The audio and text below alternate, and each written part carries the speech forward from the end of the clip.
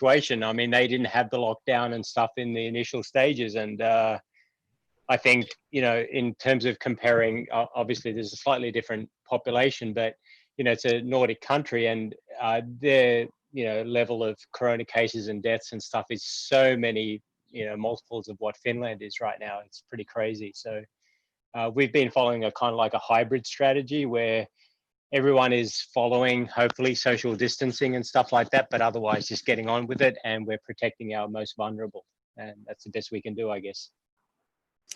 It helps to have a consistent sort of national theme around what's going on here. And that's something that sadly we are struggling with in the States here.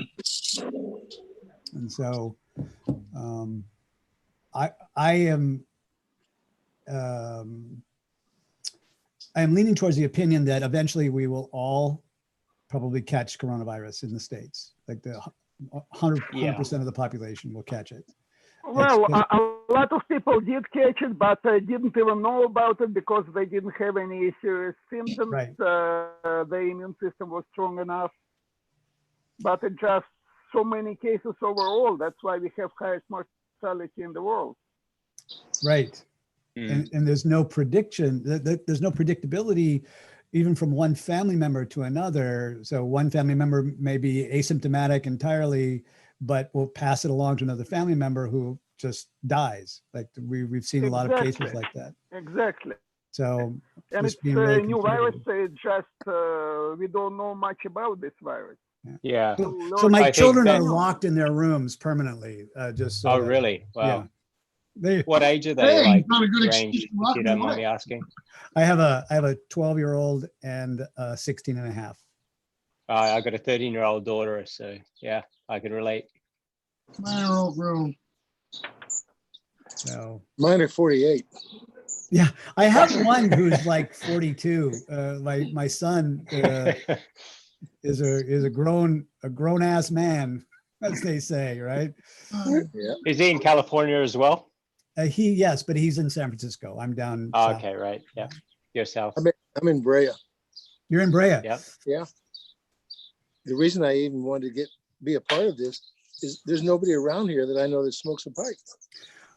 Where is Todd? So Todd may show up here today. Todd's kind of closer to you. No, wait a minute. I take that back. Todd's up in the Bay Area. That's right. But he was the same way. It's like, I don't know anybody. Well, Huntington Beach isn't that far. I mean, to me, that's close compared to, another state. Yeah, that's for certain.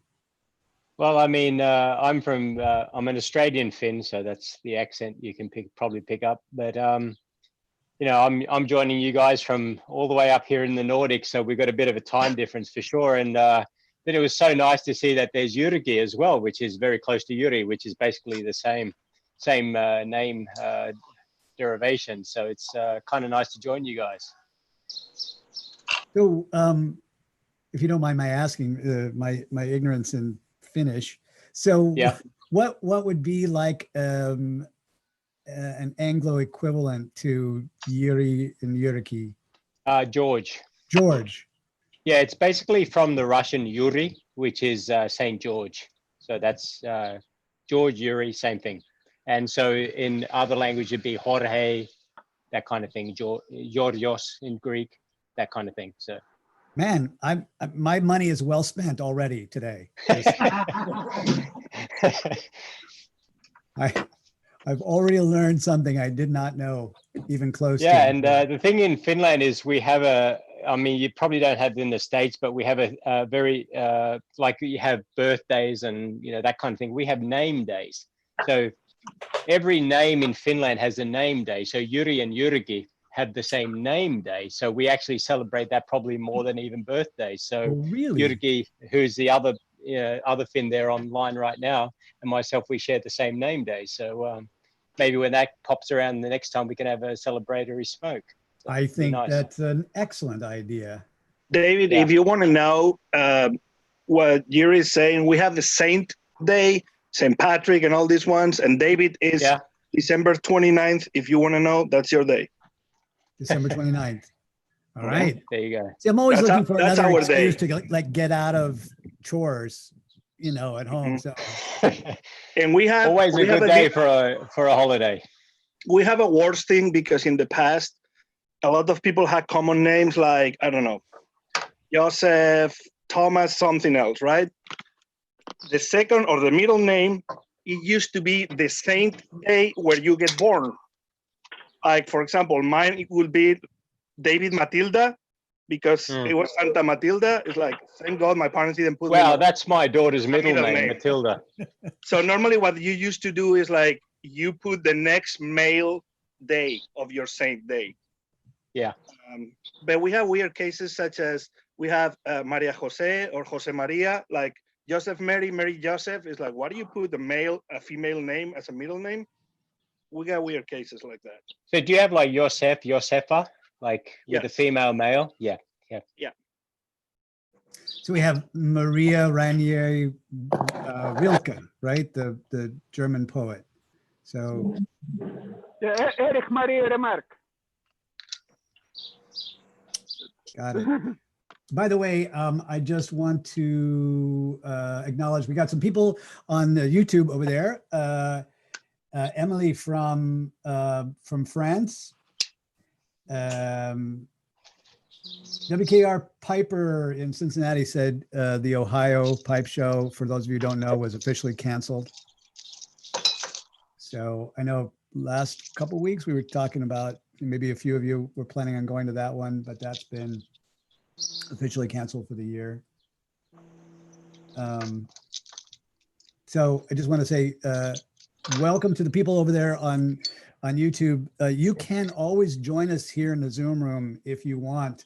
Hop on over to, well, you know what? I will see if I can actually put this into the chat over there on YouTube, so you don't have to struggle to find the link. How many subscribers do you have now on the YouTube channel? About 650. Very nice. I just, for those of you who don't know, I have another channel where I have 30,000, but it's like for work. So this was just for goofs, right? To start that.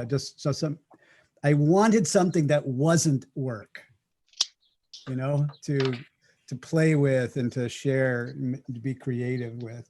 So it's growing a lot faster than I even thought of. But thank you for asking. All right, so I'm going to try to. No, that isn't it. I think the thing you were saying about this virtual pipe club is that it's about quality, not quantity anyway. Certainly. Right. A tip of the hat to Phil Orr. I'm smoking a Scotch-based tobacco called Strathspey from Cornell and Deal.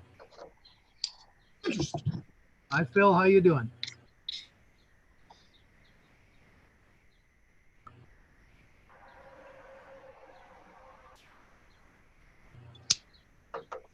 Phil, can you hear us? Sorry, I was muted there. Sorry. Hi, Glenn. Yeah, I'm good, thanks. How's it tasting? Very good. Exceptional. Whereabouts in Scotland are you? I stay in a small town called Galashiels, Right. which is about 30 miles south of Edinburgh. Right. Nice. I had a good friend of mine lives in Glasgow. All right. Okay. Yeah. We're other side. We're near the east coast. Well, this week I just acquired 6 tins of cabbage.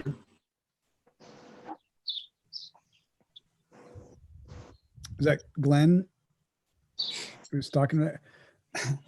I did this thing, which turned out to be not a great idea. Somebody recommended that I put my camera mounted down here, so it's like at eye level with everybody and I'm watching on the screen, rather than the camera being up here, and then it never looks like I'm looking at anybody, right?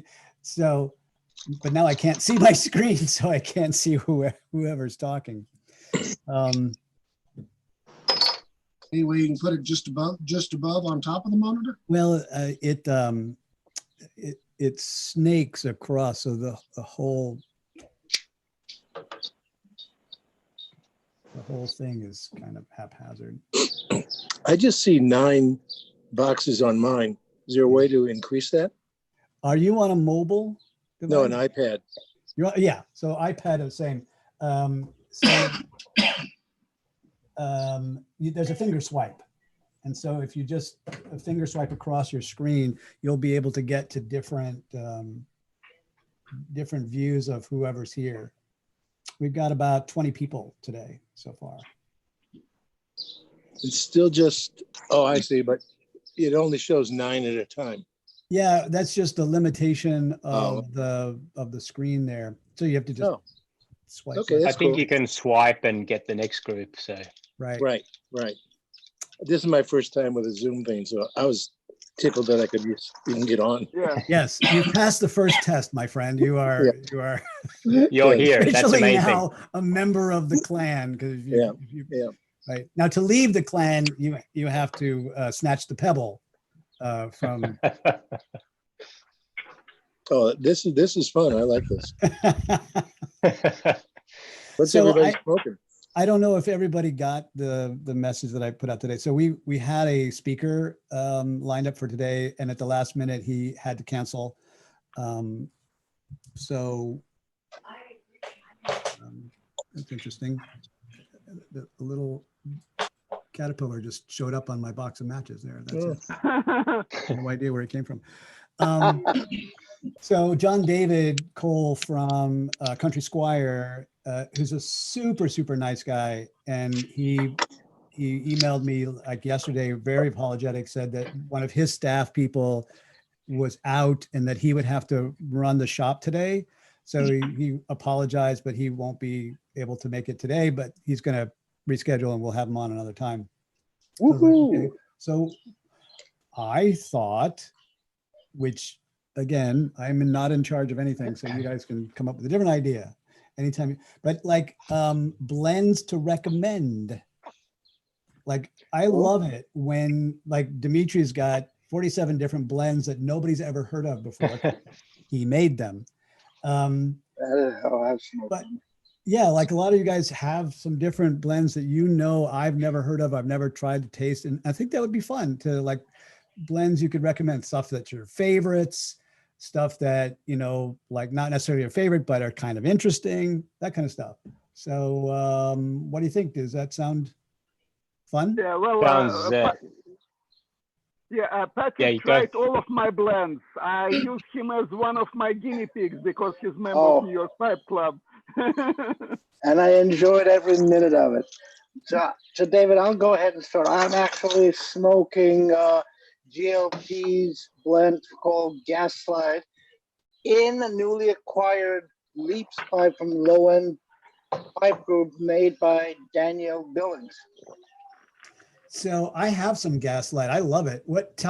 Like in your own words, like let's go there today with this, tell me what you love about it, what it tastes like to you and that kind of thing. I like the mix of flavors, and for me, I love the high nicotine content of that too.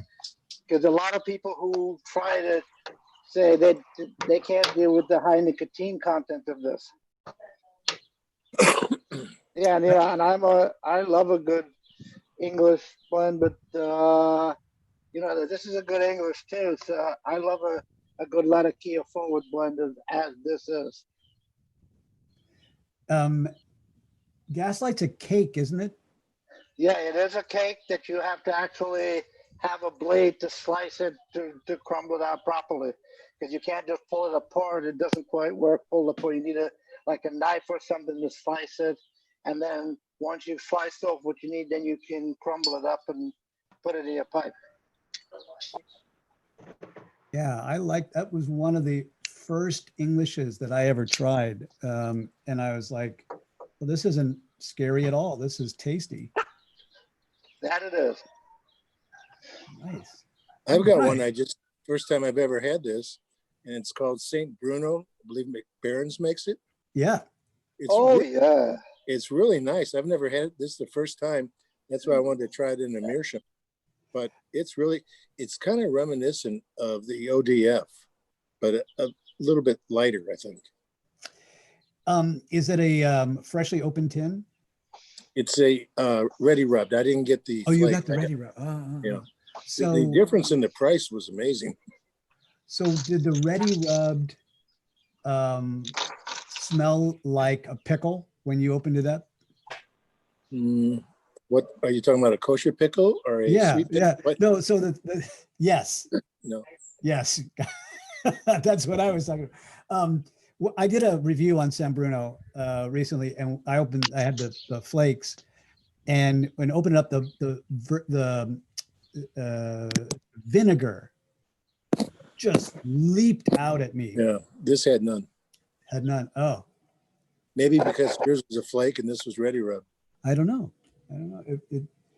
I said at the end of the thing that, if you're not careful, you're going to wind up like going to the kitchen and eating a sandwich immediately, like in the middle of your smoke, because it was just like, I just feel like I need a corned beef and sauerkraut and pickle sandwich.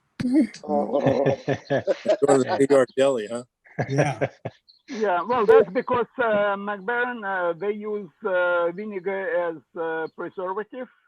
It doesn't let fungus grow on tobacco. So usually when you open one of the tins, you smell vinegar. You let it sit for a while and it goes away and it's very noticeable. I don't like using vinegar on my blends because I just don't want to change smell or flavor of my tobacco, and I don't want extra acidity in my tobacco. That's why I'm using calcium propionate, which is also food grade preservative. Speaking of McBaron, WKR Piper in Cincinnati, over on YouTube, says he needs a replacement for McBaron Modern Virginia. There's a lot of good Virginias out there. What about, what do you guys think about Orlick Golden Slices? Top rate. Amazing. It's definitely one of the best ones.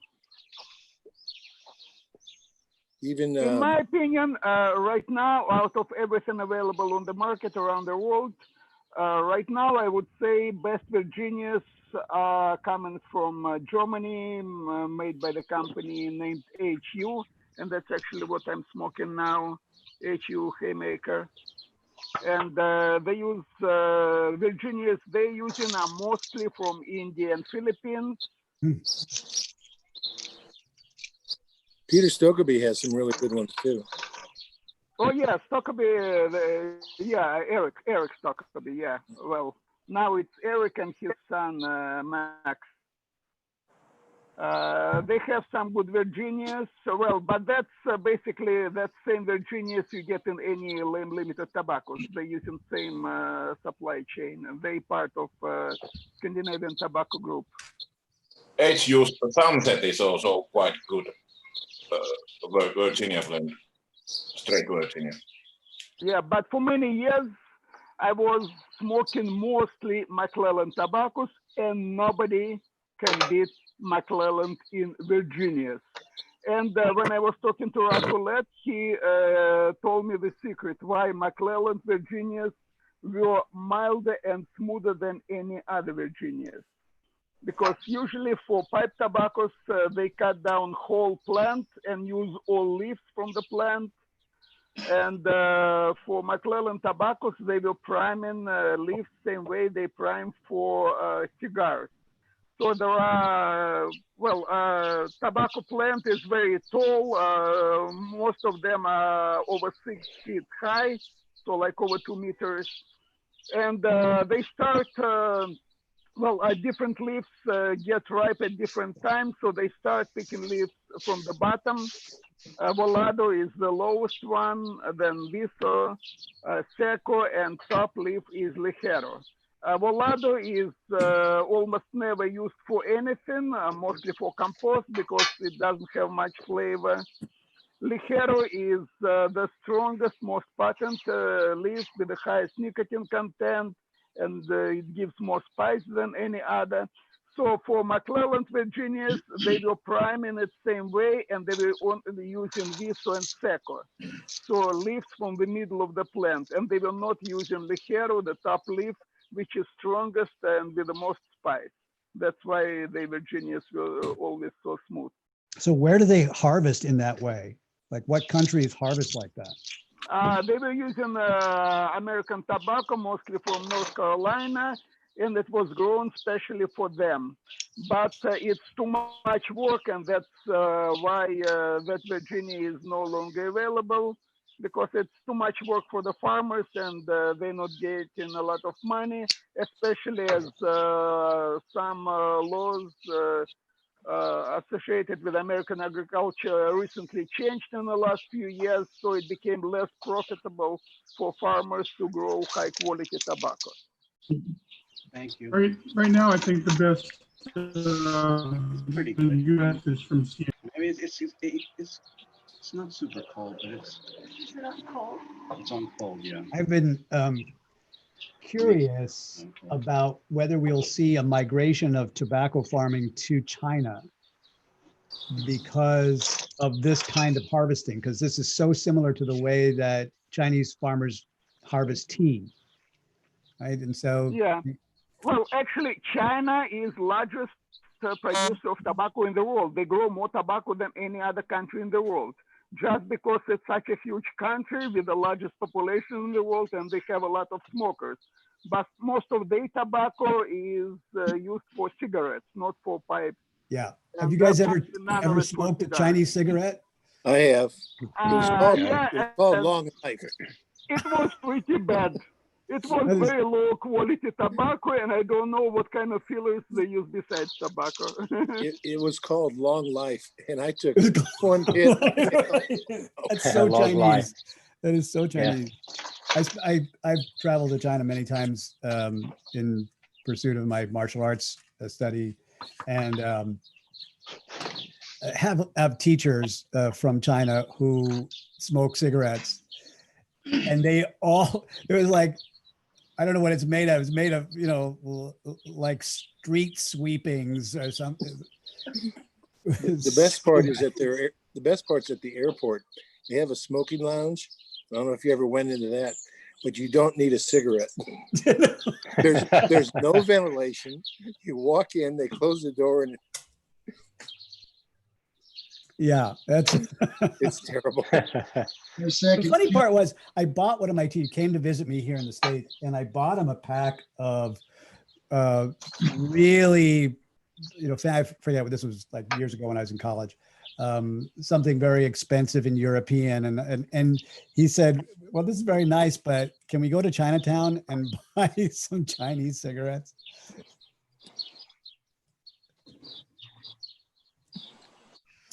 Super. Well, yeah. Sorry to go off a bit topic there, but you said about martial arts. What have you been doing?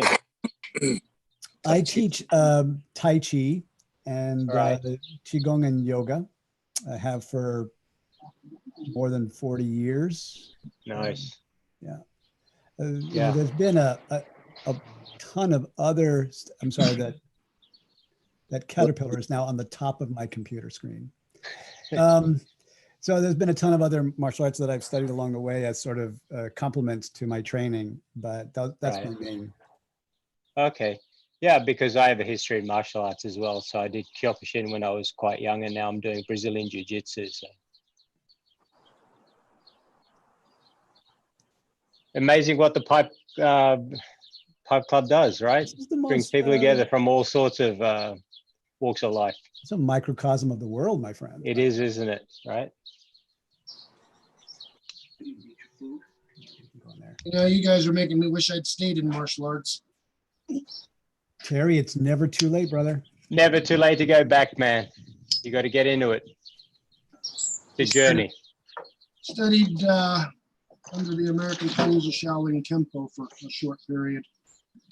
Yeah. There aren't any in my area. I'd have to go all the way to Havasu. The founder's son has a school in Havasu. How far away is that? About a 4-hour drive. Okay, yeah, it's fairly decent. But that's not the only martial art to study. There are plenty that I'm interested in. Yeah. Emily over in YouTube over there is talking about how expensive the tobacco is in France. You said the Peterson Connoisseur, but I don't know Is how that Connoisseur's Choice? Connoisseur's Choice. That is actually one of the 2 tobaccos that I've tried so far in my fledgling life as a pipe smoker. So, do you remember how much? That's it. That's it. Right there. Do you remember how much it cost you? Yeah, in Finland, it's about, I mean, we're pretty heavily taxed, but I think it was around like just 25 euros. So nothing crazy, but you know, whatever that is in US dollars, it's pretty close, I think. Yeah, so about 25. I don't know what France is like. 30 euros, he says. Yeah, about that. 25, 30 euros. Yeah. Yeah, it's reasonable, I think. What it's funny is how, like, again, I'm originally from Spain, but I'm living in the States 15 years. Capstan here, or any McBaren now, or even the Artisan's blends and all Connoisseur, they're about 20, 21, 25. Capstan there costs you $7.50, and here it's like 21 bucks. It's like, yeah, that's why a lot of French people just cross the Pyrenees, go by to the tobacco shops in the north, eastern Spain, and then go back to France. Yeah, Emily, how close do you live to Spain? 10,000 miles perhaps from Kentucky, but every time I go there, what I do is, like, every time I go there, like last Christmas, I bring a lot of Samuel Gawith or Rattrais that you cannot get here anymore, or at what prices. And I normally trade with my friends a lot of Cornell and DL, GLPs and things like that. So David, and that actually is my second tobacco, is a Samuel Gawith Best Brown Flake. So that is my number 2 smoke, which I'm smoking right now. So by the end of the club today, Yuri's going to be out of tobacco. Yeah, I don't think that's it. That's all I've ever smoked. These 2 jars right here.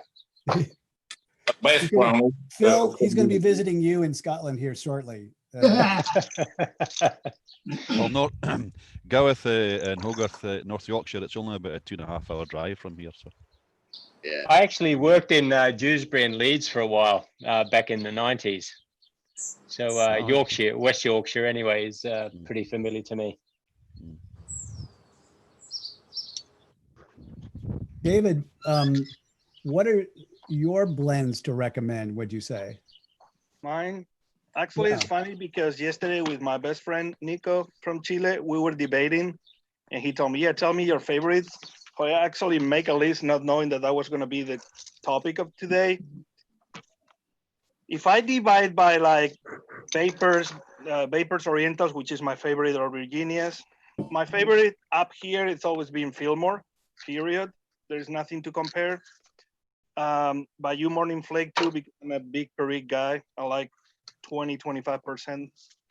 I love Brown Flake as it is because it's the first tobacco that didn't taste like anything else I tried. At first, it was more like, man, this is like a combination of a barn with poop and hay, right? It's like, this is not tasting like anybody, no casing, no topping, nothing. By the end of the smoke, it's like, what the heck I've been smoking for 20 plus years I've been smoking, you know? Like, because it's the most natural tobacco I ever tried. Then, of course, I like Union Square. I love GLPs a lot. Regent's Flake and Sunday Picnic, because I like the kind of vapor with like Oriental Izmir. And I know like some of you guys say that you don't like vinegar ones. I love these ones, and those ones are like pure vinegar. If you waste, like you wait 2-3 years, it's pure vinegar. BU is another good one, or Scudo. Tilbury. One that I smoked about a month ago and it surprised me a lot. It's Wessex Sovereign. I know it's hard to get in the States. Sometimes they got it at the smoking pipes. It's like the all 3 nans, like little coins. That's one that it really surprised me, and I recommend that one. And if it's on the other side in terms of Balkans or English, I always have Odyssey on top. It's my favorite of all times. In no particular order: London Mixture, Black House, White Knight, Balkan Sassini, Margate, 10 Russians, Commonwealth, Maltese Falcon, and Star of the East, the Flake. And one that I opened last week and I really recommend is this one. The Young Cotton Latakia. I know they started with the 1-2, and the Smyrna, which was really great. This one is creamy, but it's not like it's nothing like 965. It's not a Scottish blend. It doesn't have Cavendish, but it's creamy all around. Those are probably my top ones. Is that one pure Latakia? If you guys like. No, John Cotton Latakia, that's English blend, but it has high percentage of Latakia. Well, it's more Balkan because it has Oriental. Yes, well, it has a good amount of Oriental and good amount of Latakia, yes. So, all Balkan tobaccos are English, but not English. Not all English are Balkan. It depends on how much Oriental and Latakia you have there. I'll have to pick some of that up. Yeah, all those new John Cotton blends, they were actually created by Russell Dempsey Johnson of Pennsylvania Standard Tobacco Company. He bought the name John Cotton, and Russell who created those tobaccos, and they are great. In my opinion, they are among the best now available. I mean, the one I'm smoking now, it's like this one. I just opened it today. It's really great, the summer one. I tried the spring, and it was a nice vapor, but too much, in my opinion, too much like yellow Virginias. So if you don't smoke slowly, it kind of bites you a little bit. This one is perfect. If you guys have tried, or you can find it somewhere. I just opened spring bite my tongue quite heavily. David, can I ask if you tried the Presbyterian mixture over the years, and what's your view on that if you have? Which one? Presbyterian mixture. I tried the old one, and I used to love the old one because it has the little touch of Latakia.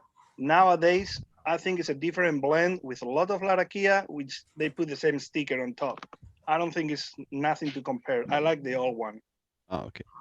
Just when you mentioned the vinegar and you know that kind of sense of hay and farmyard kind of in a pleasant way. Presbyterian mixture. Hello, everybody. Welcome to Pornhub Live, the only show where you pop a tit, you get a brand new outfit. How's it going today, ladies? I have no idea where that came from. What is that? No, we've been hacked. Yeah. Somebody pirated in. How fantastic is that? I've never seen that before, but I'll tell you one thing. Yeah, I think we got hacked. Yeah. You're big enough to get hacked. Excuse me, ladies. God damn, future pedophile right here, yo.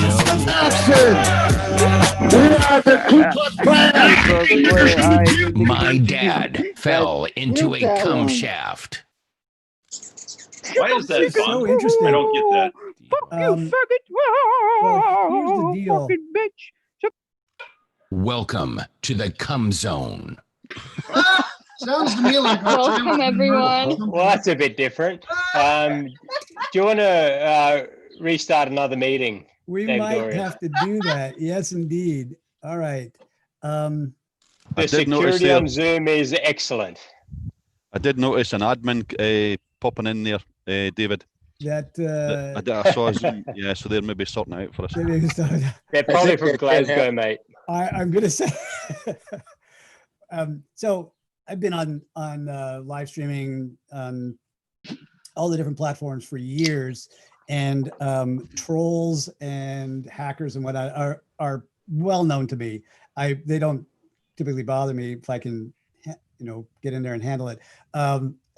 I just I want to see something that's original. Yeah. Like if somebody's gonna take the time to troll me or hack me, it's like be original. That's not original. That's, yeah, like make an effort, right? yeah, exactly. So how lazy do you have to be to go tits? You know, like Exactly. Tits, boobs. Oh, yeah. Are you sure he's not the guest that he changed his mind last minute? That's no. In fact, I am positive it's not John David. John David Cole is the last person in the world who would even. Remember last week when Jeremy said, you know, John David Cole is the tobacco Jesus. Like he's a legit minister of God, and so like that would be the last thing that he would ever do. That's very interesting. Well, that was different. Yeah, my So wife I would behind me when that set off. for some of the John Cotton's Latakia to see if I have, but I don't have any. This is all I've got, and it's unopened. I haven't tried this yet. Anybody tried this before? Oh yes, I love it. Actually, I tried it first time before it was commercially available. Danzy Johnson and Russell Letts were guests of New York Pipe Club at our summer barbecue a few years ago, just before these tobaccos were released, all those John Cotton, Bengal slices, Workhorse. And they brought the samples and we were able to try it before they were commercially available. And that's absolutely delicious. That John Cotton Smyrna is amazing. So this says it's a traditional English mixture.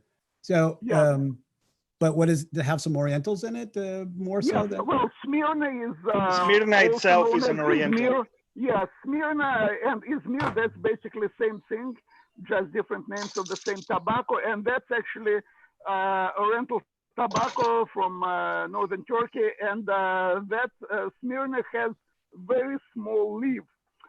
If any of you remember McClelland Grand Oriental collection, they Smyrna #1. In each tin, they had one whole leaf of Smyrna tobacco, and it was like this big, maybe like 2 inches long. And usually tobacco leaves are like 2 feet long.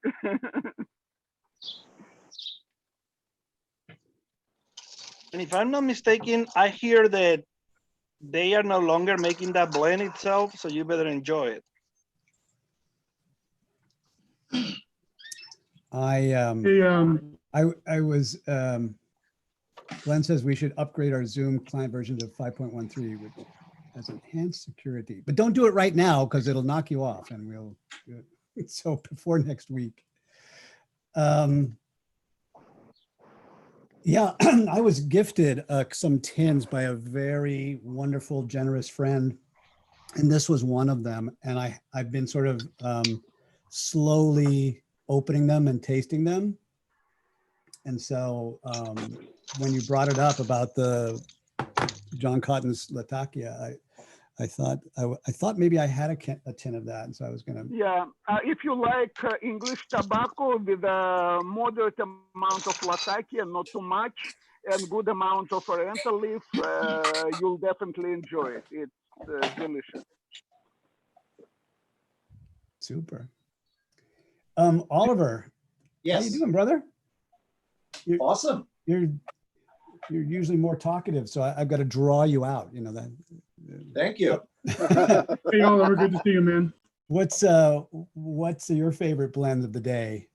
I started this morning with some McBaron Burley Flake, and later on some 3 Nuns, and right now some Dunhill, my mixture 965. Oh, good one. A little bit of everything. Good one. Yeah. So, and I'm smoking it in my whoopsie, the Peterson Dracula. All right. Oh, nice, nice. Pretty. Beautiful. So, what do you like about the 9? So, this is another one I have not tried yet. What's 965 like to you? Oh, for me, it's a very mild mixture of some sweetness and some campfiring. So I would say it's one of the best mix for everyone, for people who likes Virginias, also for people who want to try a little bit of English. So it's a little bit in between, and this is what I like. And it's pretty much an all-day smoke for me. So it's not bad. Yeah, it's Oliver. It's one of my favorites, the 965. I like the mild English aspect of it, and I'm not really a big fan of Latakia blasts, but 965 is a really nice blend. And I know, I wonder if you like early morning pipe also. Yeah. Oh, good one. It's another good one. If you guys like the 965, since today's a recommendation day, it's I recommend two.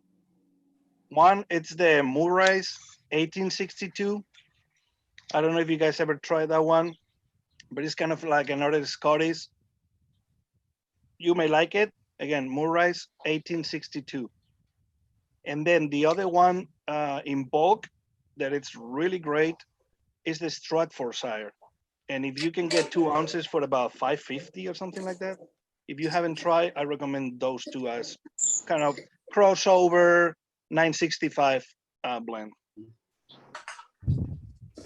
I think I have seen that on some of the when I'm scrolling through some of the tobaccos that I order, the Stratford especially.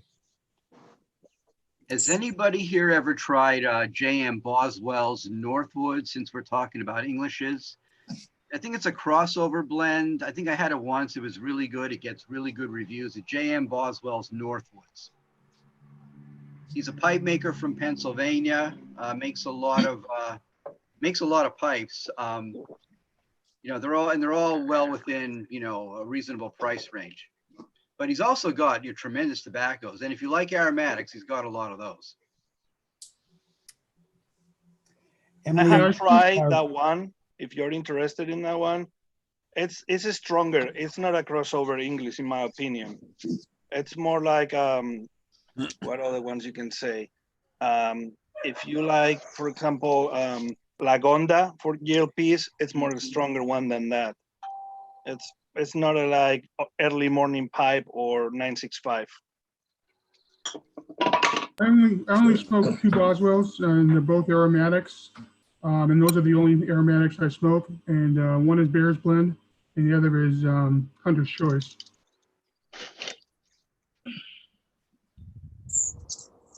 Has anybody ever tried Lane's HGL? I have some. I've only smoked one bowl of it. I think that's kind of a crossover, isn't it? Because it's got Burley, Virginia, and Latakia in it. Yeah. Yeah. Yeah, Burley, Virginia, and Latakia, that's what's known as American English. The difference between classic English and American English, in classic English, it's Virginia Oriental and Latakia.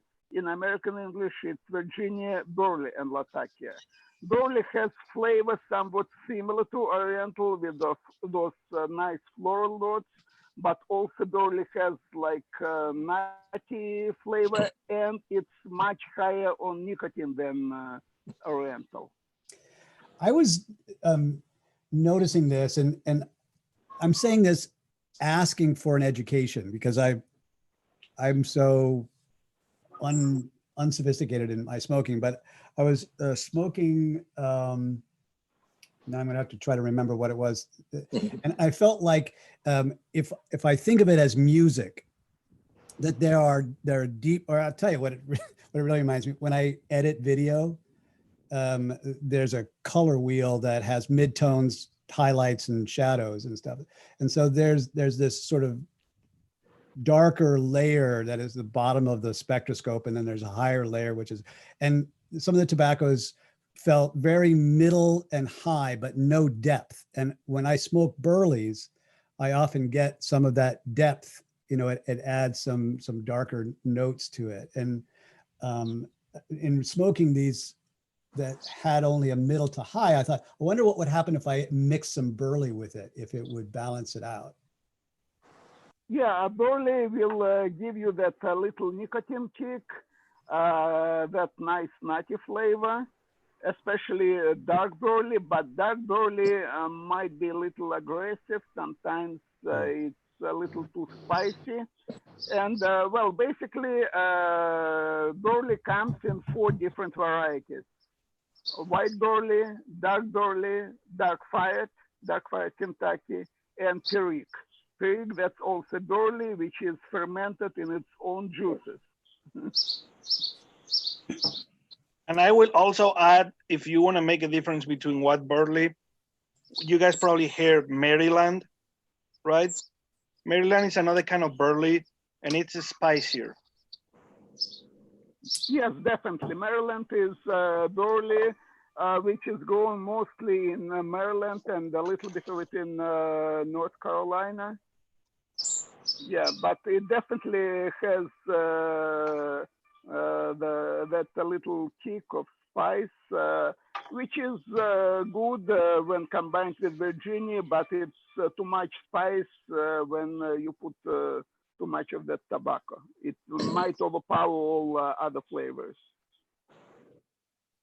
Peter, what are you smoking today, brother?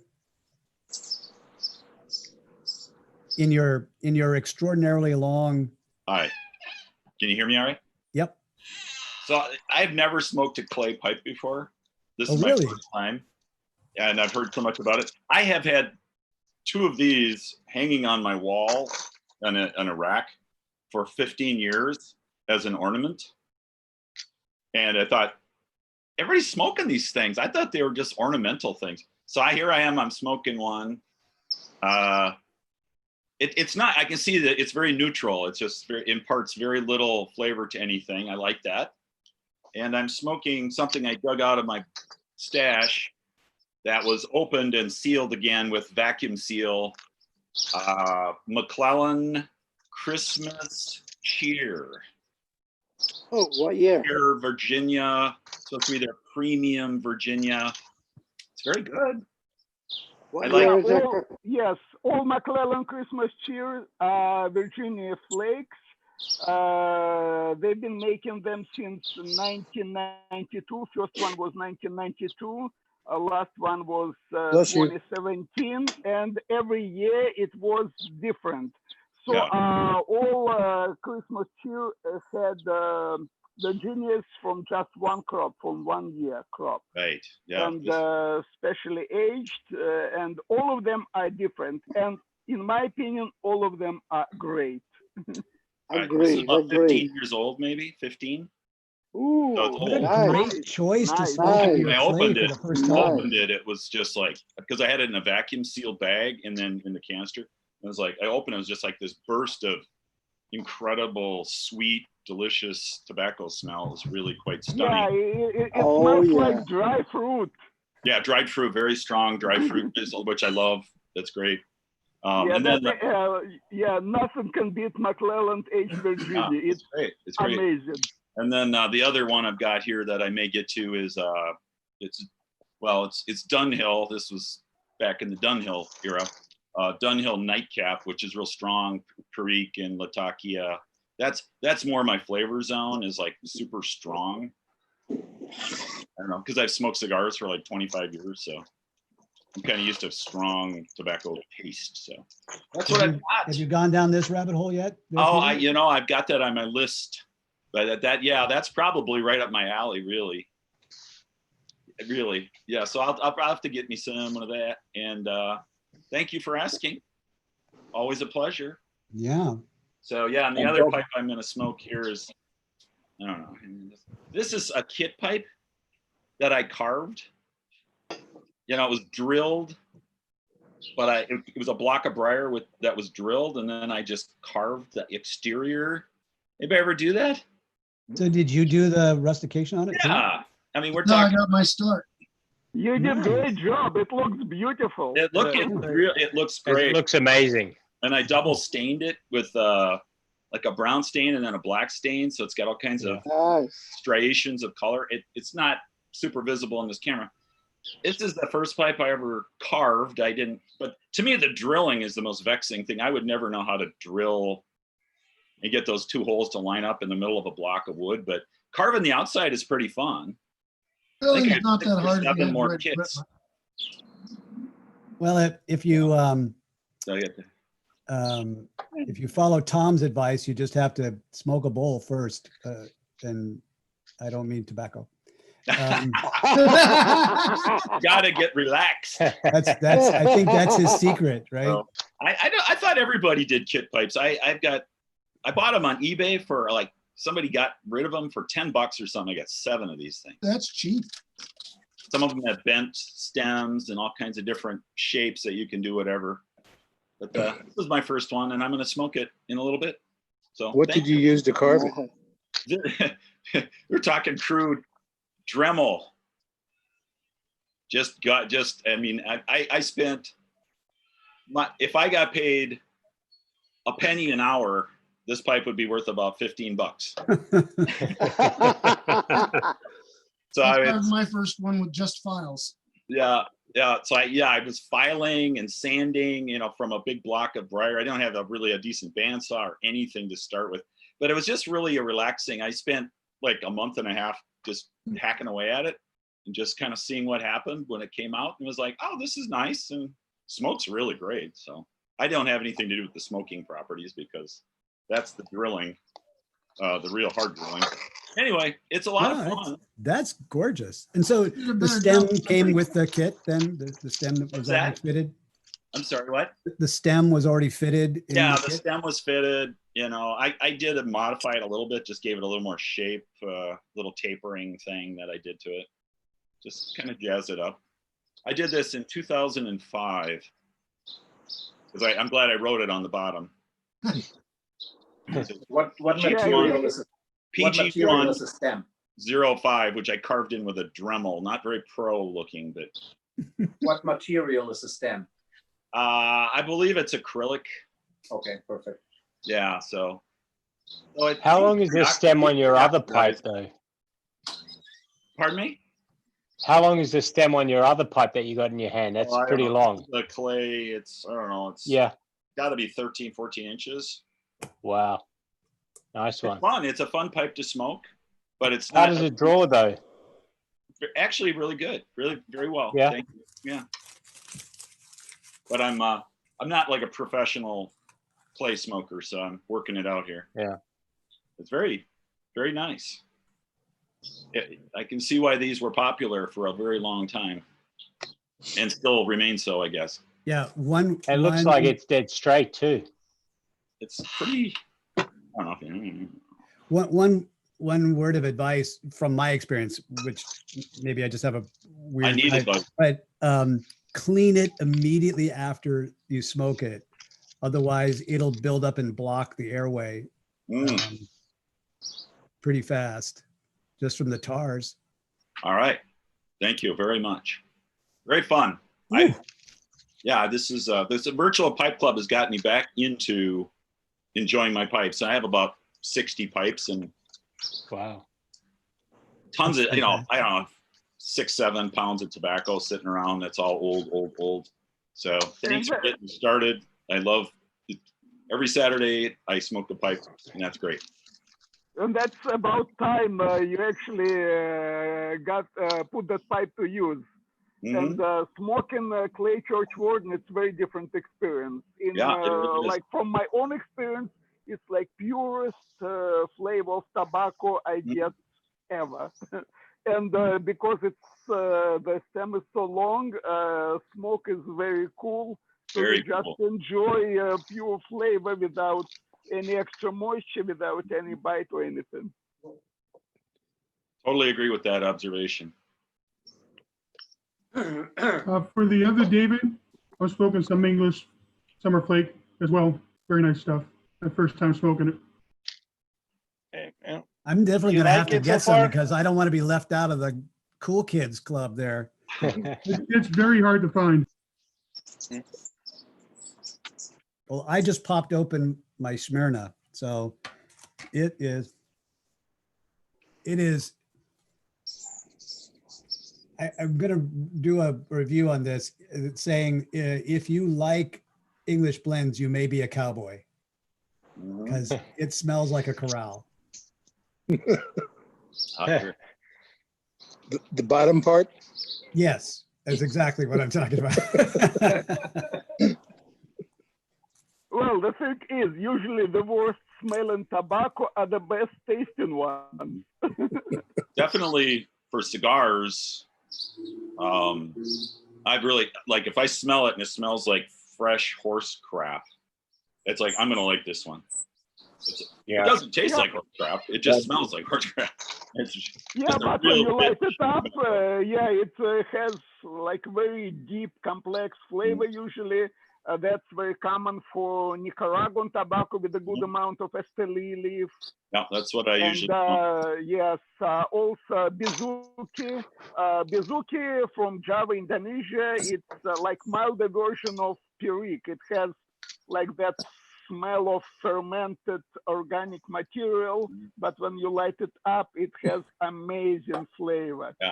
I would recommend you Romacraft Intemperance Whiskey Rebellion. They use Bizuki binder, and you can distinctly taste the binder. Usually binder doesn't bring much to overall cigar flavor, but in Whiskey Rebellion, you can distinctly taste that binder. It's delicious. Cool. Could you put that in the comments so I could get the name properly? Sure. Thank you very much. I've never heard of horse crap being described as deep and complex. I love the way Dimitri is very, very genteel in his highly fermented organic material. Yeah, I'm an old farm boy from Oregon. Right? That's just horse shit. That's right. Yeah. Exactly. I did not say pig excrement because that doesn't pig or shit. Chicken excrement, not great, but horse is pretty good. I like to share tobacco. This is Pipe Collectors Club of America Millennium 2000. It's supposed to be a rare tobacco, hard to find. So this was given to me by one of the members of my pipe club. He had a second can, and he's kind of like, I guess it's a rare tobacco, and it's one of those ones that he wasn't sure. Does he want to sell it? Does he want to smoke it? You know, it sat on his shelf for years, not knowing what to do. So he gave it to me, and now I don't know what to do with it. It's been sitting on my shelf for 2 years. It's like, we talk about like, it's this albatross we have. Like, we don't know what to do with this damn thing. It's like, should I bring it to my pipe club and we all share it? Should I give it back to him and he sells it and buys the pipe? Well, I don't know, craziness. But it's just, I don't know. It got really good reviews, and I don't know. At least it didn't come in a blue pouch. It didn't come in a blue pouch. Yeah, by the way, I just put in chat name of the cigar, that's Romacraft Whiskey Rebellion. All the pipers over there on YouTube right now says, hello, everybody. How do you all doing? Hey, Paul. Hey, hello to everyone. And for those who haven't heard, the next batch of Sun Bear is going to hit the smoking pipe shelves on the 29th, 8,000. Nice. So you found a for sure date. Yeah, CND posted it on Facebook the other day. Right. I will, well, I'll put an announcement up on our Facebook page on that day just to remind everybody. When we first were just like a handful of people, I used to do a individual message to everybody in the group about tobacco alerts. If something, you know, like when Blood Red Moon came back on the shelves and whatnot. But now we have like 600 people, so I don't know that I'm going to do that. So we'll just put an announcement on the page there. Just save some for me. David Dorian, I've got a question. Yeah. Yuri, yeah. Yes, my question was like, because you're in the US and you've got so many states, obviously, how is it for ordering like tobacco from different states? Because like here in Finland, we've only got a certain amount that we can get. And like, if I want to get like something like a Nicotinia rustica, like I have to go to Estonia or Germany to get it. So, I mean, how easy it is for you to get tobaccos from different states?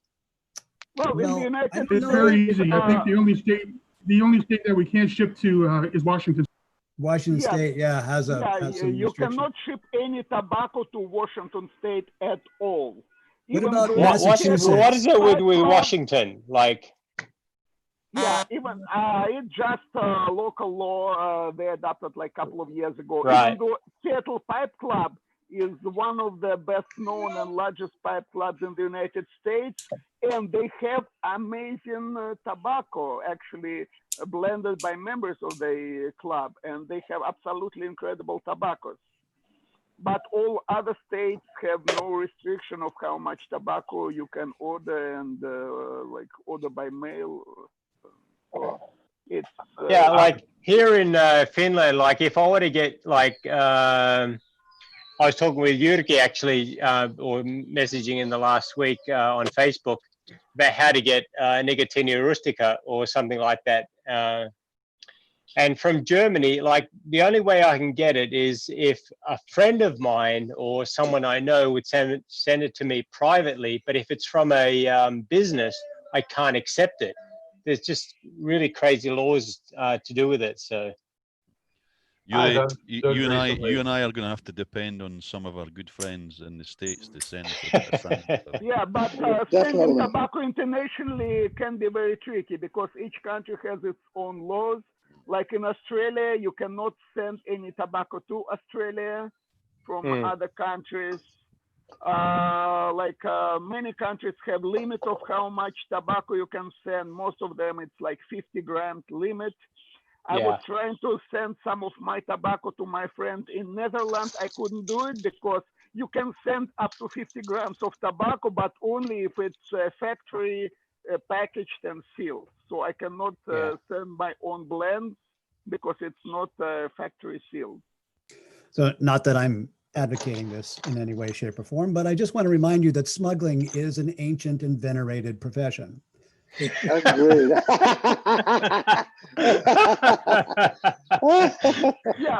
Pirates, you're all pirates. That's what I think. If I'll go to visit my friend, I'm definitely going to bring some of tobaccos he likes to him.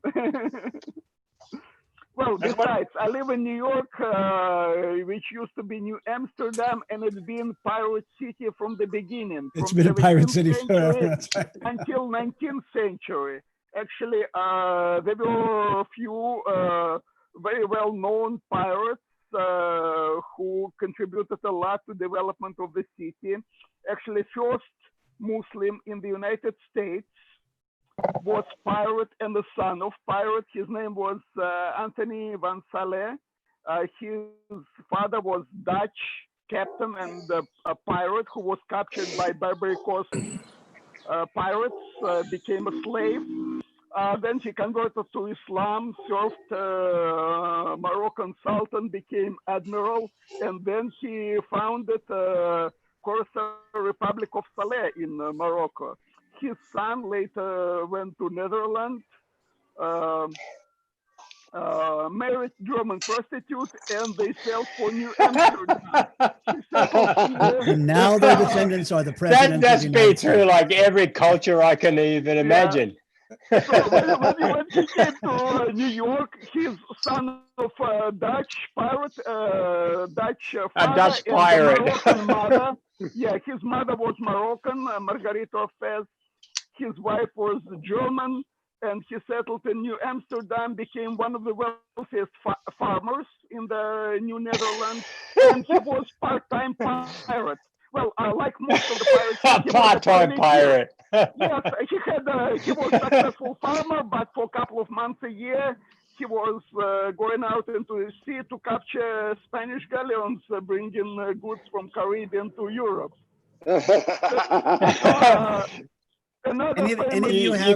You couldn't make that up. You couldn't make that up. Any of you have young kids? Any of you have younger kids? Yeah, among his descendants are Jacqueline Kennedy Onassis. Oh no, not JFK. The Vanderbilts and Humphrey Bogart. So they all descended from first Muslim in America who was also a pirate. Another famous pirate in New York. Good one, good one. That's why we show up every Saturday. For Oh, you guys exactly- are awesome. Like, I'm so glad I've joined this group. I really am.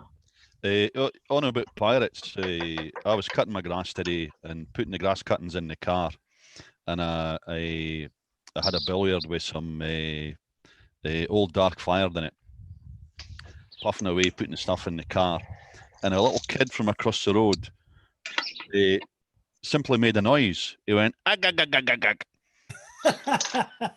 And I thought, where does that little shit know that reference from? He's only about 12. Oh, Popeye, yeah. So the local kids are calling me Popeye. Yeah. So also another famous pirate in New York was Captain William Kidd. He was also privateer, but he was accused in piracy and executed in England. When they built first Trinity Church in New York, which is intersection of Broadway and Wall Street, so that he donated money to build steeple of that first Trinity Church. One more famous pirate from New York was Captain Randall. He actually was helping George Washington during the Revolutionary War, War for Independence of the United States. And also, if you're familiar with American history, War of 1812, when President Madison decided to start war against England. So a country which had a regular army of about 500 people started war against strongest military in the world. Of course, United States lost it miserably. The only battle that Americans won took place after peace was already signed. That was the battle for New Orleans. And that battle was won only because Americans were helped by French pirates. By French pirates. I think you'll find, Dimitri, I think you'll find the one because 1/3 of the founding fathers were Scotsmen. I'm sorry. By the way, The Scots are to blame for everything. Yeah, mother of that French pirate was Jew from Spain.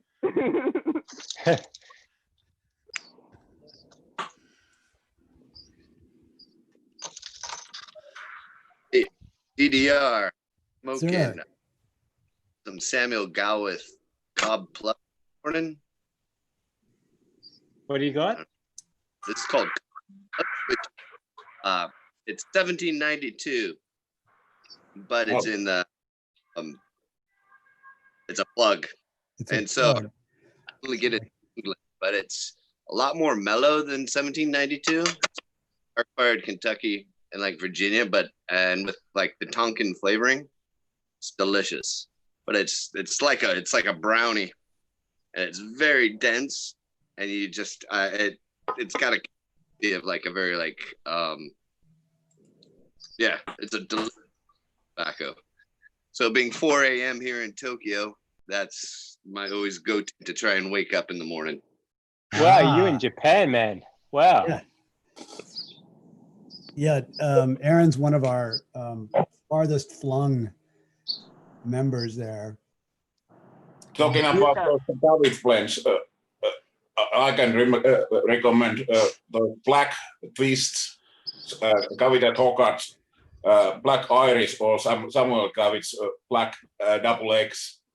They are like a barbecue in the mouth. Yeah, barbecue in the mouth. I love it. That's I have to say that kid from Dark Fired Kentucky will definitely wake you up. Yeah, I think I need to find something a little stronger than early morning pipe. Sometimes I come out and I don't always smoke in the morning. In fact, my kids are encouraging me to stop smoking during the day. So, but every so often I sneak out here early, and like Aaron, it's like 5 a.m. or something, and I'm like, I need a barbecue in the mouth. I need something that's gonna That's like as an Australian, like a barbecue in the mouth, and it's like, is that sausages? Is that bacon? Is that like what? Like, prawns? Like it's highly fermented organic material. That's what it is. Exactly the taste. They taste like meat, bacon. Yeah, beef jerky in the mouth in the morning. Yeah, but that's the way I felt about the Rustica. That the Rustica maybe tastes like meat. It's really. Is that the McLarens, or what is that? This is the McBaron. Yeah, I saw your video on that. Actually, it was really good. Thank you, sir. Well, probably the easiest for Gary is just get a car, go to Denmark. You're the closest here to McBaren's factory. Yeah, and Per would be delighted to see you. That he would. Yeah, he's a very approachable gentleman there. On about the HH, that I had a dark fire this afternoon, and there was a wee bit dottle in the bottom of my billiard, just a small white star billiard, yeah. And it was dottle from 2 or 3 days ago. I was a naughty boy and didn't clean out. However, there was a thread. I'm not sure if it was our thread or the gentleman's pipe smoking club, but somebody says always smoke the dottle. So I did. I smoked it this afternoon, and it was like molasses. It was so sweet. Just that last wee bit before I filled up again. So that's an interesting controversy, if I can put that spin on, because I might have to do that as an experiment for the YouTube channel. Smoking the dottle or not smoking the dottle. Like there's an aspect of that where you get down to the certain lower third of the pipe, and like what Shane Ireland was saying, it's just, old spit and, the ash and the dregs of your pipe. So why bother smoking that? Tap it out and give yourself a fresh bowl. But then there's all kinds of people who are like what Phil's talking about. Like it's absorbed all these additional flavors and vapors, and could be quite tasty. They say that about cigars too, that the closer you get to the end, the better it is. There was certainly more sugars in that wee bit of tobacco in the bottom of the pipe than I'd noticed before. Not that I'd ever done that before. Yeah, well, with the cigars, it's actually dependent on the cigar. There are some cigars which, like last inch or two, you cannot smoke and enjoy it because it gets bitter, harsh when too much tar accumulates there and gives it unpleasant flavor. But some cigars you can smoke to the very end. Some cigars, actually, when it's too hot to hold, I put it in a pipe and finish it in a pipe, so I can smoke it to the very end without wasting any of that. Yeah, I know, Dimitri, you never let a cigar go to waste. I'm the same way. Actually, not a good one. Not a good one. I smoke a cigar for as long as I enjoy it. If you blow through the end of it. I've actually had cigars where you get down to the end, and I'll use a pipe tool and use the pointy end and hold the cigar and smoke the whole thing down. Yeah, I do it sometimes. If you blow through the end, it's supposed to help clear it up a little bit. Doug, you made it. Are you able to, can you hear us? Doug was over on YouTube saying that he wasn't able to connect to audio when he tried to get into the group, but he's in and out there a bit. I've got a tobacco project here. Go for it, Bill. I just finished up some Hatto's Delight in this little Stanwell 35, which is the one that was designed by Anna Yuli. But it's all gone now, so I'm back to my summer project, which is in February, I found Awakened Elder. Cornell and Deal's Awakened Elder, and it was very interesting. It's like a light English with some perique and some cigar leaf in it. So I thought that was a very interesting flavor. And then I heard somebody say that Fiddler Flake was just like that, except it was sweeter. So I tried Mad Fiddler Flake. And it is just like that with the cigar leaf and the perique and Virginia and Black Cavendish. And it tastes about like Awakened Elder, but it's a little sweeter. And then I found out those are 2 of 6 tobaccos in the Old Timers series that Cornell and Deal has put out based on H.P. Lovecraft's books. Well, I can't say I'm taken with H.P. Lovecraft stories, but the tobaccos so far have been pretty good. Were you here last week, Bill? I think I listened to the thing afterwards. Because Jeremy was talking about that series. Oh, he was. I missed that. Yeah, he was talking about how that was one of his favorite projects to put those all together, and yeah. Oh, yeah. Well, they're worth exploring. I've just opened Miskatonic Mixture, which I can't read the ingredients because it's dark red 6-point type on black paper. So, and my eyes are several decades old, so I know it has perique in it, and it's more fruity than the other 2, more like a vapor that's flavored rather than an English that's flavored. I want to go back to your Haddo's Delight experience. So I got a can of this. What did you think? I love this stuff. Yeah, it's like earthy, deep and earthy, but with sweetness and spiciness mixed in now and then too. I thought. I've smoked 3 bowls of it already today, and I'm stopping. The next one is Innsmouth, and that is Virginia's Catarini, Perique, and Black Cavendish. And I've heard lots of good things about that too. And finally, the strongest one I know of is Dreams of Kadath. That is dark fired Kentucky, Catarini, Perique, Virginia, Burley, and Black Cavendish. And there's a 6th one I just discovered that I didn't know was in the series, and I can't remember the name of that. But if I survive Dreams of Kadath, sometime in October probably, I'll So that's my summer tobacco project. Thank you for listening. I'm interested. I'm fascinated by series like that one. Like you've got all those C&D based on H.P. Lovecraft and whatnot. Similar to how several different people have done the whole Hobbit kind of series. You know, the Tolkien. That's what it was. That I was trying to remember what it was that I was smoking. Remember, I was telling you about tobaccos that had a middle and high tone, but no low tone. So from Country Squire, and I was going to bring it up today when John David was here. The Old Toby and the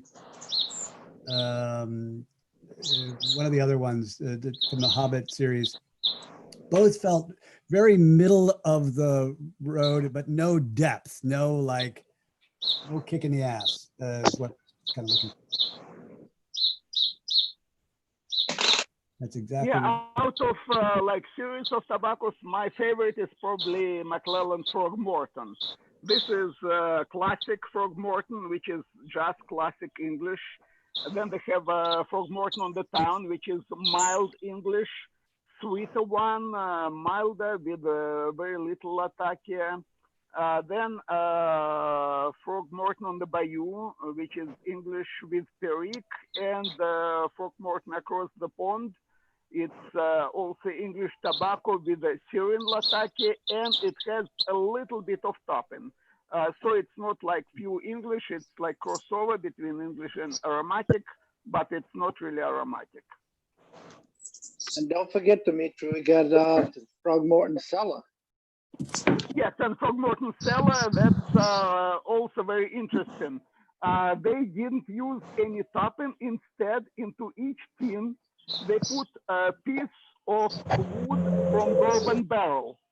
So, and tobacco absorbs the flavor aroma from that piece of wood, from that piece of barrel. So even though it doesn't have any topping, it has distinct bourbon flavor. I just want to make a comment over here because Doug is back on YouTube and is having some trouble getting connected. So Doug, my brother, you don't have to be in from the beginning. It has nothing to do with that. He's just having some trouble getting connected to audio. It's probably just your internet connection. Most likely. I saw you pop in and I was trying to say hi to you, but honestly, I would say if you can hear us, but you can't talk, you can always type stuff into the chat. Like I'll pick it up and we'll connect with you. Otherwise, it's probably just where you're sitting. You have to, stand on one foot with a tinfoil hat and you'll be fine. So maybe he has the microphone on mute. So when he didn't see all the things, maybe he's on mute. Yeah, it could be. So just if you're getting connected but you can't make the microphone work, then just especially if you're on. It looked like he was on his phone. So Doug, tap the screen and controls will pop up and you can see whether or not you're on mute or whatever. I hate that when that happens. Like I know exactly what that's like. So if you can't, Doug's like laughing at the tinfoil hat there, I think. But yeah, probably that's it. It says I have the microphone on mute, but I can't. Oh, well, then there it is. So if that's the case, Doug, when you pop in, just with your finger, just tap the screen.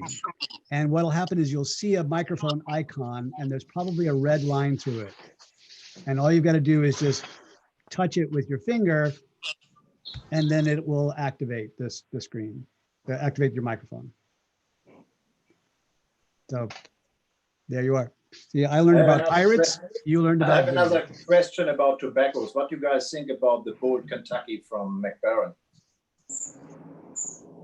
Which one? The Bold Kentucky.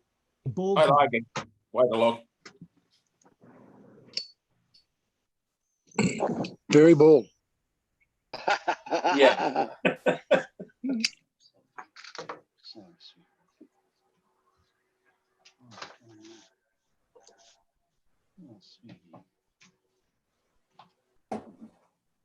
Have any of you ever smoked Golden Extra from McBaron? Yeah, good stuff.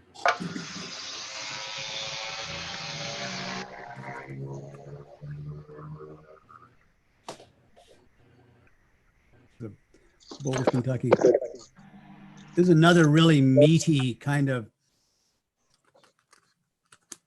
Yeah, I like the strength of it. It's actually supposed to be, I think, Dimitri, maybe you can help me out. This is supposed to be stronger than the Rustica. No, Rustica has highest nicotine The content. Rustica blend, right. The Rustica leaf is stronger, but I never had chance to try Rustica blend. I never had chance to try it, so I cannot tell you.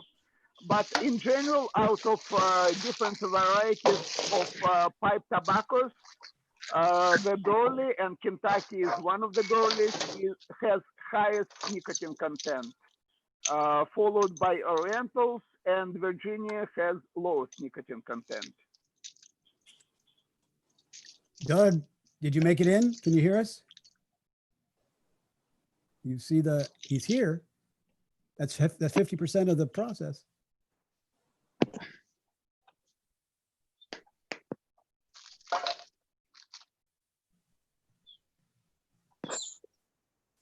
I think you're on, brother. Say hello. Is. Yeah.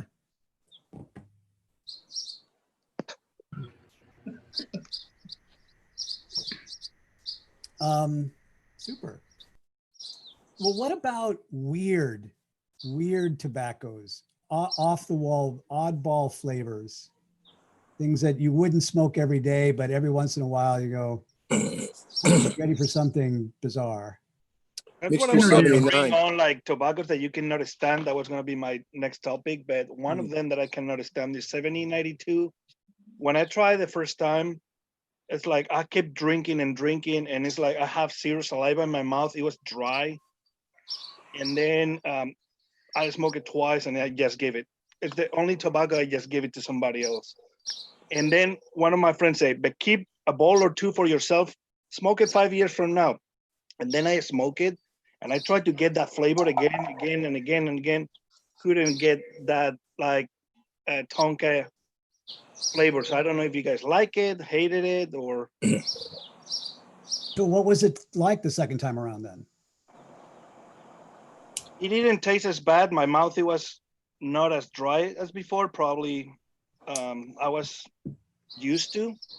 And I just get it on a corn cob and just suck it, and not even puff, suck it and suck it and suck it, trying to get that flavor. Didn't get anything.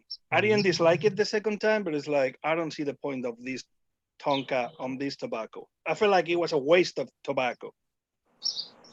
Well, for me, it overall, was mixture I have to 79. say, yeah, overall, like Oriental tobaccos have tendency to dry out your mouth. So when there is blend with a lot of Oriental and not much of anything else, you can feel dryness in your mouth. It's like very similar to Nicaraguan jalapa leaf in cigars.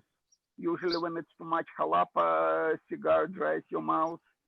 But you can balance it by adding some other tobaccos, especially like Virginia will give you sweetness, a little bit of acidity, and that should balance it.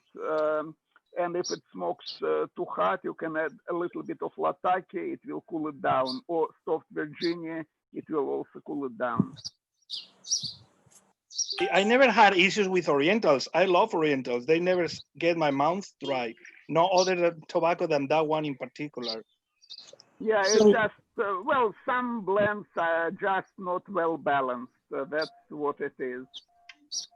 When you say dry, David, do you mean like astringent or? Astringent, exactly. It was astringent, like other ones that I tried, like for example, if you try Stratford or Elizabethan, like those two vapors are more astringent than, I don't know, Fillmore that I love so much. I've never had a problem with any other tobacco that kind of got my mouth so dry that I have to salivate a lot on purpose to keep my mouth like wet or drinking a lot. So I don't know if it was because of the tonka, or again, my palate is not good in that particular one. I didn't know the reason, but that was exactly the one that I couldn't stand. It's like, Yuri, thank you, sir. Another thing that happened to me, and I don't know, it happens, I cannot stand the Lakelands. Because those are tough. Because I'm a vapor fan, a super perique guy. So somebody recommended me in Spain to get, and they brought it to me here, the Louisiana Flake, expecting that it's going to be a good vapor. I retrohaled it, nothing. It didn't itch. I didn't notice anything. So what's the point of putting Lakeland on everything, whether it's a Larakia blend or an English or a vapor? Both of them taste exactly the same, like soapy. I don't see the point. I understand if they make 5 or 6 blends that take like soapy, and 3 like whiskey, and 5 like whatever else you want to put on it. But I'm thinking all the, or most of the GH taste the same. It doesn't matter what you put on it. And that's my perception. Those are the kind of 2 tobaccos I can understand. I was just going to comment on this. My two oddballs are Coniston, Cut Plug, and Ennerdale. I like them, but I can't smoke them very often. They're just too strong for me, I think. And I can only smoke them in the winter when it's nice and cold. But I do like them. It's just I can't smoke them very often. So what flavors do they bring forward that don't? I think it's mostly the the floral accents that you get from the Lakelands that bother me. Got it. So I'm just curious, it's like, all right, so, because, you get a mood, right? That's what drives you to some of these oddball tobaccos. It's just like, I'm just having a mood for flowers in my mouth, something, whatever, right? It's more like when I'll put a different example. Doesn't have to be Lakeland. If you don't like whiskey, for example, or any alcoholic topping, and doesn't matter if you get a vapor, an Oriental, Virginia, aromatic, or Larakia, and everything tastes like whiskey, what's the point, right? That's my idea. Well, there's the economics of it, because we can't assume that everybody's crazy like us, and we'll try 5 or 6 different versions of one manufacturer. So if you think I'm going to be selling in volume to a great many sort of hobbyist pipe smokers who probably just buy one, I'm going to just do the shotgun approach. Somebody's going to like one of these, and then that's what I'm selling.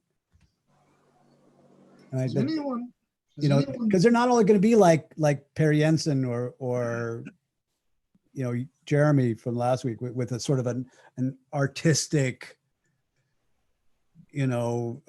side to them. They're going to be like, well, this was cheap tobacco. Our margin's going to be really good on this. Let's slap some whiskey on top of it. Well, actually, a lot of aromatic tobaccos are like that. They use topping to hide inferior tobacco. So tobacco doesn't give much flavor.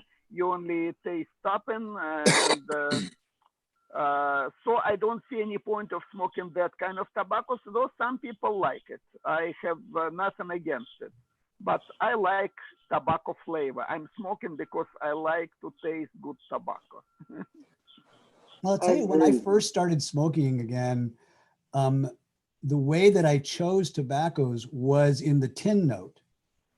And a lot of times that turned out to be a really bad decision. So, like I would buy a lot of aromatics because the tin notes were so delicious, and it tastes nothing like that in the mouth.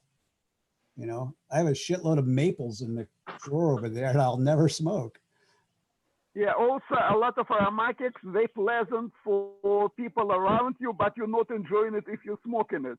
Other people who sit around you, they enjoy the smell, but you get nothing from it. I am a giver. I will smoke for you. You should try the V.O. Larsen signature. It smells amazing. It's a perfect room note, and it tastes like it smells, pretty much, really. I've heard of that. I haven't tried any though. Oh, it's my favorite aromatic, absolutely, by far. Well, I have to say that Larsen aromatics are among the best. They use really good tobacco. And flavoring, it doesn't mask flavor of tobacco, it just adds to it. Even though I'm not aromatic smoker, I can definitely enjoy Larsen once in a while. Yeah, the same thing goes for the Eric Storkeby 4th generation as well. So he has some aromatics that are amazing. Yeah, especially that one with the blueberry flavor. Yeah, it's really good. Yeah. So what other oddball blends? Oh, I had a bad experience as Velvet. So there was a high recommendation on YouTube. And I say, you know what, let's try a 50-gram package. And after 2 bowls, I put it in a trash. I'm sorry to say that, but this is no-go. Anyone here ever tried Samuel Bliss Black XX? Who's that by? Samuel Gawith? Yes. They call it a Kendall twist. It's a rope. It's the most unique tobacco I've ever smoked. I have no idea what's in it, but honestly, in my opinion, it tastes kind of like chicken or turkey jerky. Is it strong? Very, Very strong. well, in flavor. I don't know about the nicotine hit, but in flavor, it's a good, strong flavor. I don't smoke it in the house. I don't smoke in the house very often anyway, pretty much just for these meetings. Yes. No, because you smoke by the lake, obviously. Oh yeah, see? But this stuff it's not something I would smoke every day. But it is one of my favorites of all the blends I've tasted. Has anybody smoked Autumn Evening, C&D's Autumn Evening? Yep. I'll have that in the morning with a cup of coffee, and the only thing missing is the bacon. Yeah, because it's got that maple. Oh, yeah, it really does. I had some on the golf course one morning with my buddies, who none of them smoke, and they said, "Oh, breakfast in a bowl, huh?" I'll have to try that stuff. Yeah, it's I don't like aromatics, but that one I like. It's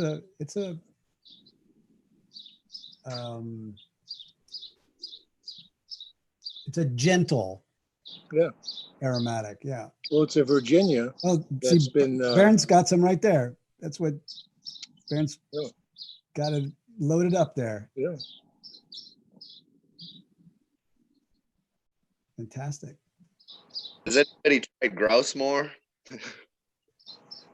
That's actually the first Lakeland I tried when I didn't have a clue other than San Bruno and Condor. I smoked 2 bowls and I gave it away.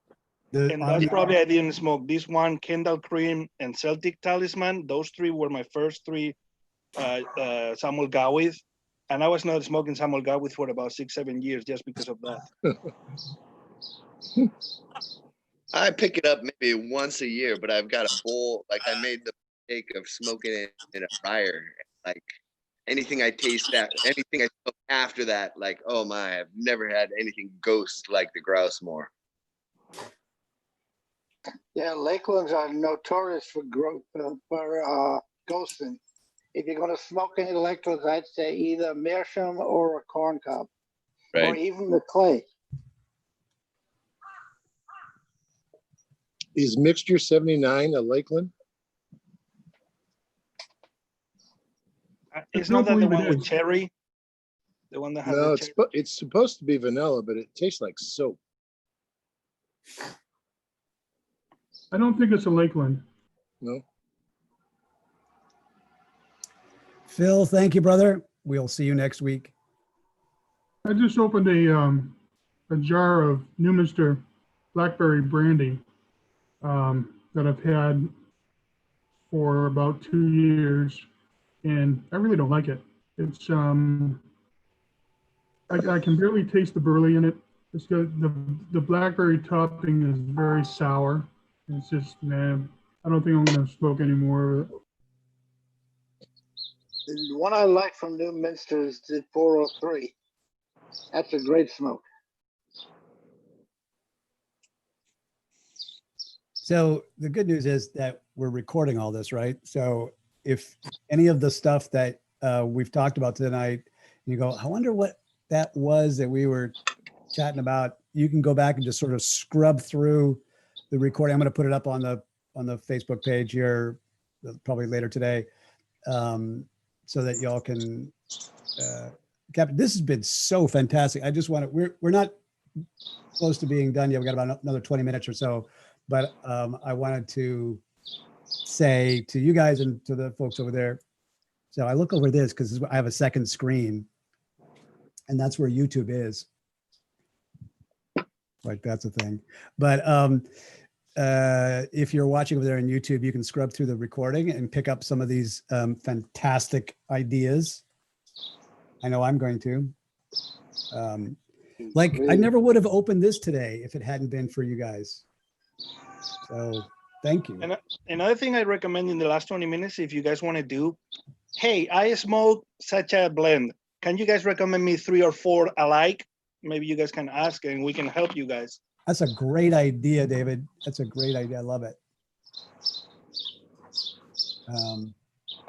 David, what about 10 Russians? You mentioned it earlier. What do you think of that one? It's really bold. It's a stronger one. Some people like for example, if you guys like Commonwealth from Samuel Gawi, that's something to compare alike, or Pirate Cake, or these kind of strong ones with a lot of latakia, not hard on nicotine, not really high, but it's bold. You have to like it a lot. It's not an early morning pipe. That's a really good one. It's the strongest from the 6 or 7 or 8 they have now, and I really recommend the whole series. But if you guys smoke the other 5 or 6, what I recommend you guys is open all of them at the same time and smoking them within a week or 2 combined, and then you decide which ones you like or not. Because the other ones are little percentage, different in percentage, same kind of like leaves, but the percentage is different. And then 10 Reasons is on the top. Gaslight is the something I like. If you guys already smoked that one, that's the idea. Oh yeah, I was smoking that. I was smoking that one earlier. That's a great blend. I just wish that they would put 2 cakes in that tin. That the Gaslight just goes so quickly when I start smoking it. Agreed. Right? I'm now switched from Gaslight to the GLP's Quiet Night, which is another good blend. Yeah. I just got a tin of Quiet Nights. That's good stuff. Oh, by yeah, the way, I also picked up an 8-ounce tin of Odyssey, which a buddy of mine who lived in New York for a lot of years, now in North Carolina, I actually sent him a Ziploc bag of some of that because that was one of his first blends that he smoked. I remembered it and I said, oh, I got it. So I sent him a package of that. That's actually my favorite Balkan. Yeah, it's a great smoke. And McCubbins over on YouTube says he smokes Brigadier Black Gettysburg as his regular. Yeah, another recommendation for those who like Virginia tobacco: Peterson 3-piece, Peterson Perfect Flag. It's also it's a blend of few different Virginias and Burley. All tobaccos are from Africa. Different African Virginias and Burley from Malawi in South Africa. And I have to say that African Virginia is stronger than American Virginia. It has more nicotine and different kind of flavors, but overall it's still delicious blend. And that Burley from Malawi gives it a nice kick, so makes it more interesting than just plain Virginia. So it's Peterson. Peterson, what's the name now? Peterson's Triple P. Triple P. Yeah, 3-piece. Yes, Peterson Perfect Flag, 3-piece. It's a green tin, and again, you have to slice it. Some people recommend to cut it into cubes. I find that cubes are very hard to keep lit. You have to keep relighting it all the time, so I just slice it and then rub it out. Right? Agreed. I have a tin of I have a tin of that I haven't opened yet, but I had tried it way back when. And yes, it's a very good tobacco, but as Dimitri said, very high nicotine. Nice. If you guys like the Irish flake, the 3-piece even stronger. So just to compare 2 of them. And Patrick, if you like Odyssey, and I recommend you if you like Perique too, Samara from GLPs is kind of the same thing with a little touch of Perique. Oh yeah, I've heard of it. I haven't tried it, but I will have to give that one a try next. My favorite English right now is Chelsea Morning, and I got quite a bit of it. Oh, that's a great one. Oh, great smoke. Great tobacco. John, I'll be over after lunch. Sounds good. I'll help you out with that jar.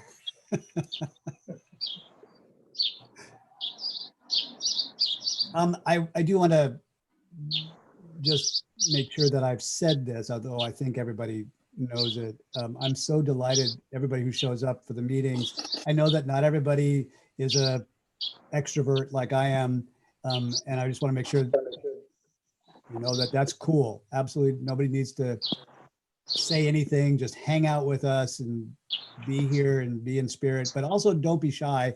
If you feel like you can't get a word in edgewise, just yell, and you have the floor. I just want to make sure that everybody knows that. Another one I poor can Aaron. recommend. Poor Aaron never says 2 words because he can't get, the time delay from Tokyo. By the time he says a full sentence, it's tomorrow. So, It is tomorrow. It's Sunday is. morning. The sun's coming up. Land of the rising sun. So thank you, Dimitri, for that. Like I've had a tin of the 3 Ps in my cellar for about 3 years now, and now I've got the motivation to open it up and try it out. So thanks for that recommendation. Yeah, that's well, aged 3 Ps should be even sweeter than a new one. Awesome. I like Virginias and I like high nicotine. So are there any other African Virginias that you can recommend? I'm not sure who also uses African Virginia. Usually they don't say where Virginia comes from. And in most cases, it's a mixture of Virginias from different regions. But overall, I noticed that North American Virginias have more like a fruity sweetness. African Virginias have more like a honey sweetness. Indian Virginias kind of like caramel sweetness. So if it's just predominant Virginia from one region, you can just figure out where it came from by the kind of flavor you get from it. And again, African Virginias are higher on nicotine. Canadian Virginias are lowest on nicotine just because they don't get as much sunlight as somewhere in like Tanzania or Kenya near equator. And that affects nicotine content. Another one I can recommend you guys, I know you mentioned kind of crossover light English. It could be proper English from Peter Stokkeby. That's a daily one that you can smoke all day long and never get tired. I love that. I have a small jar left of that. Yeah, it's excellent, like classic English blend. It can be your all-day smoke if you like English tobaccos. And another one could be like a Squadron Leader from Samuel Gawith. That's a everyday. It's hard to get here. It comes and goes. Yeah. Yeah, usually when Squadron Leader shows up somewhere, it's sold in a few hours. Yeah, we're gonna put a watch on Squadron Leader so that when it comes available again, I'll put a notice up on the page, on the Virtual Pipe Club page, so that everybody knows. Just because I know that you guys are checking your Facebook pages daily. I do. Oh yeah. Yeah, right. But yeah, we'll try to because Squadron Leader is one that I missed it. Like we had a whole meeting one time where somebody brought some and was talking about it. I forget who it was, as a matter of fact. And so I waited like 2 days, and Steven got a big tin of it, and a couple other guys got a big tin of it, and I went back and it was all sold out. So and the other ones too that are, I know in New York, that are hard to find are the Esoterica blends. As quickly as they come in, they get sold out. They are. Yeah, everything from Esoterica sells out again in a matter of hours. By the way, if you're buying your tobaccos from smokingpipes.com or pipesandcigars.com, they have options. If tobacco is out of stock, you can ask them to send notification when it's available, and then you'll be notified as soon as they get it back in stock. And they luckily put them at the American times where you can get that, not at Chinese times when you're sleeping. So true. Yeah. Fantastic. Speaking of Esoterica, I recently found somebody who was selling an old tin of Penzance, and so it's on its way. And I've never smoked Penzance before, so when it gets here, I will crack it with my friends, and we'll smoke it together virtually. I've had it once. Yeah, great blend. I love it. Yeah, I've had it once or twice, and Dimitri said it's a great blend. Also, the Margate's another good one too.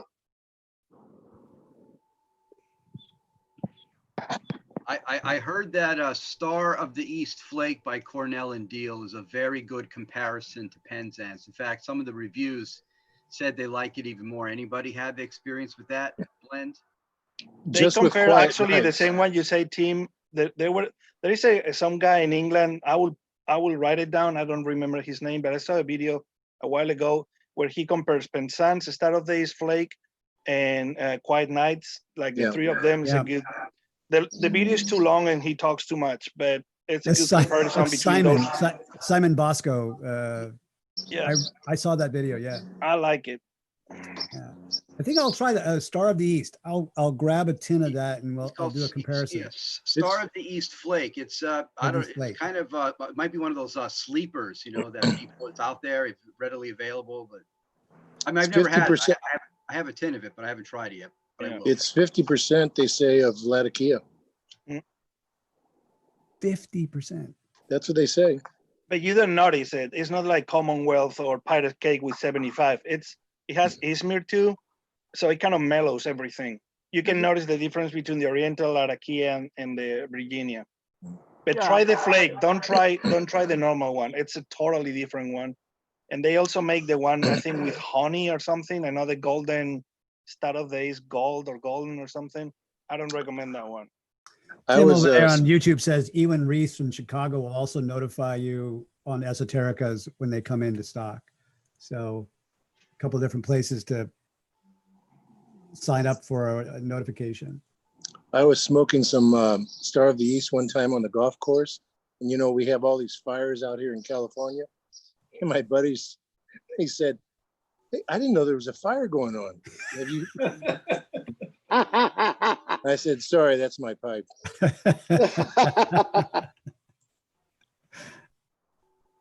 Yeah. Well, gents, it's about that time.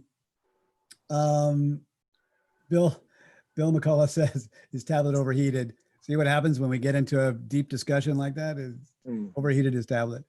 I'm gonna maybe wind us down a little bit early this week so that we can all go out and make a list of the tobaccos that we're going to buy now that we have all these great recommendations. Next week, I'm not sure if John David is available. He sent me an email and then he got busy working. So I'm still waiting for his reply about when he's going to be available to us, but I'll let you know if he'll be here next week or not. I will be here next week, but just so you know, Tuesday is my birthday.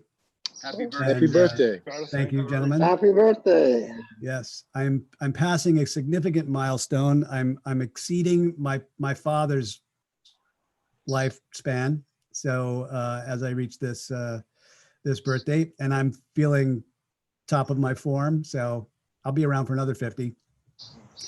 And oh no, 50. No, I'm at 63 right now, so I'm ready for another 50 on top of that. And I'll have a special tint. Probably next week I'll bring the Penzance and we'll do that. Keep smoking good tobacco and you can go for another 63. There we go. There we go. There you go. Keep it to the high level stuff. Right. All right. Well, gentlemen, as always, it's been a real pleasure. Thank you for hanging out this week. Have a great week. Be safe. Wear your mask, wash your hands, and all that kind of stuff. And I'll see you guys in a week. Have a great one. On me to join. Have a great one. See you, everyone. Thank you, everybody. Good safe week.